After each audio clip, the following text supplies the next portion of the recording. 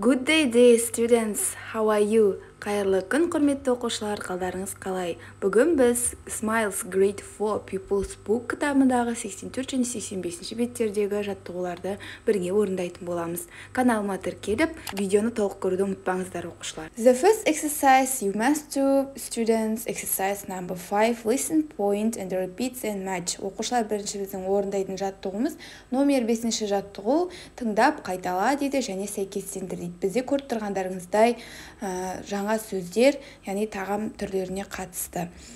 Бірінші оқушылар көріп отырғандарыңыздай сөздер тұр. Сол сөздерді суреттермен сәйкестендіруіміз қажет.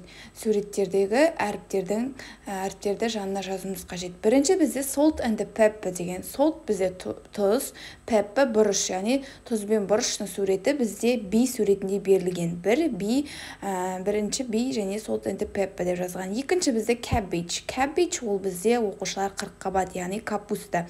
Ол оқушылар И суретінде көрсетілген.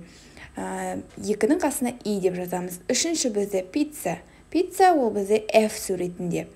Төртінші sausage. Sausage ол бізде шұжық, оқушылар, ол бізде G суретінде тұр. Бесінші olive. Olive oil. Olive oil деген оқушылар зәйтүн майы D суретінде берілген. Келесі алтыншы mayonnaise. Mayonnaise ол бізде майонез, оқушылар. Mayonnaise ол H суретінде көрсетілген. Келесі 7, жетінші lettuce. Lettuce латук жапырағы, ол A суретінде көрсетілген. 8-ші cucumber. Cucumber бізде қияр C суретінде көрсетілген. 9-ші 9 mushrooms. Mushrooms ол бізде саңырауқұлақтар I суретінде көрсетілген. Соңғы бізде mustard. Ол бізде оқушылар қыша деп аударылады, яғни орысшасы горчица. Ол бізде J суретінде көрсетілген.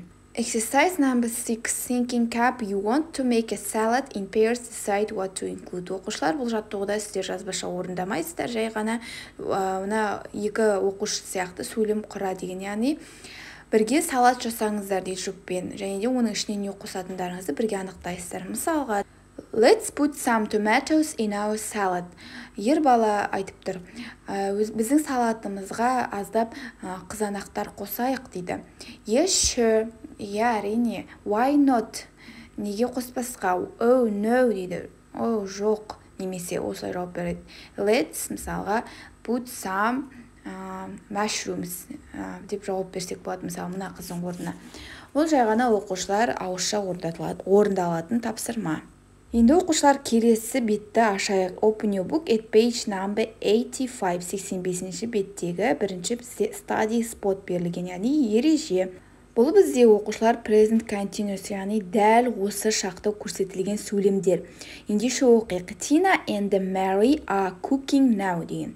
Тина және Mary дәл қазір тамақ пісіріп жатыр, тамақ жасап жатыр деген. Now деген сөз бізде дәл қазір деген, Бұл бізде present continuous, яғни дәл осы шақтың сөйлемдері. Келесі бізде they are having a birthday party this afternoon. Олар бүгін күндіз, яғни түстен кейін дейді, туған күн кешін жасамақшы дейді. Бұл бізде дәл бүгін жасайын деп жатқанын айтып жатыр, яғни бұл бізде present continuous болады. Жасалу жолдарын көріп тұрғандарыңыздай, егер олар деп they және екі адамның атын айтатын болсақ, a, яғни a, r, i әріпі үшеу, яғни a оқылады, сол келеді көмекші, және де бізге етістікке ing жалғанады. Мысалға have деген етістікке бізге ing жалғанып having болып тұр. Және бірінші сөйлемде cooking деп тұр. Яғни cook бізде етістік, тамақ пісіру, ing жалған, ол дәл қазіргі іс-әрекетті көрсетіп тұр. Яғни present continuous дәл осы шақ, дәл қазір болып жатқан, және де дәл бүгін болайын деп жатырған іс-әрекетті айтып тұр. Exercise number 7, match then talk with your friend. Оқушылар, келесі орындайтын жаттығымыз 7-ші жаттығу, сәйкестендіру.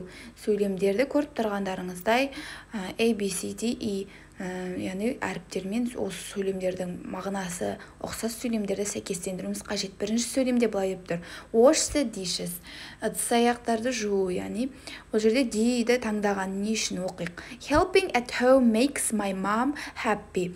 Үй жұмыстан, яғни үй шаруасына көмектесу, яғни анамды қуантады дейді. Мен егер яғни үй шаруасына көмектессем, анам қуанады, бақытты болады. Екінші бізде eat an apple, алма жеу. Енді мына екінші жағынан оның сәйкесін табайық. Бұл жерде eating fruit keeps us healthy деп тұр. Яғни fruit деген бізде жеміс, яғни жеміс жидек жеу бізге пайдалы. Енді үшіншісін оқиық. Buy mushrooms, яғни mushrooms деген бізде жаңа өттік, саңырау құлақтар сатып алу деп тұр. Бұл жерде B жауабын таңдаймыз. Не үшін? Going shopping is a lot of fun дейді. Дүкенге бару, яғни дүкен аралау өте қызықты деген сөйлем. Яғни біз шаңырау құлақ сатып алу үшін дүкенге барамыз ғой. Сондықтан да бұл сөйлем сонымен байланысты. Төртінші сөйлем бізде go to the gym, яғни спортзалға бару. Бұл жерде оқушылар И жауабын таңдаймыз. Не үшін? Оқиық сөйлемді. Exercising gives me more energy. Жаттығу жасау маған көп энергия, яғни көп күш-қуат береді деген сөйлем. Енді бесінші бізде make dinner, кешкі ас дайындау, жасау. Бұл бізде оқушылар соңғы қалған C жауабы cooking is my hobby. Яғни тамақ пісіру, тамақ дайындау менің хоббиім деген сөйлем. Келесі бізде оқушылар exercise number 8, 8-ші жаттығу. Who is doing what for tomorrow's party? Listen and match. Then say. Бұл жерде оқушылар тыңдалым тапсырмасы. Мына жерде 4 оқушы берілген, сол 4 оқушы ертеңгі party, яғни кешке не істейін деп жатыр дейді. Ендеше оқушылар аудио жазбаны тыңдайық және кімнің не істейін деп жатырғанын сөйлем ретінде жазып аламыз. Okay, everyone. We need to get all the things ready for tomorrow's party. Who is going shopping? Carly Gash? No, I'm not. A Yaolim is going shopping. I'm decorating the house. Oh, okay. What about you, Bakitsan? What are you doing?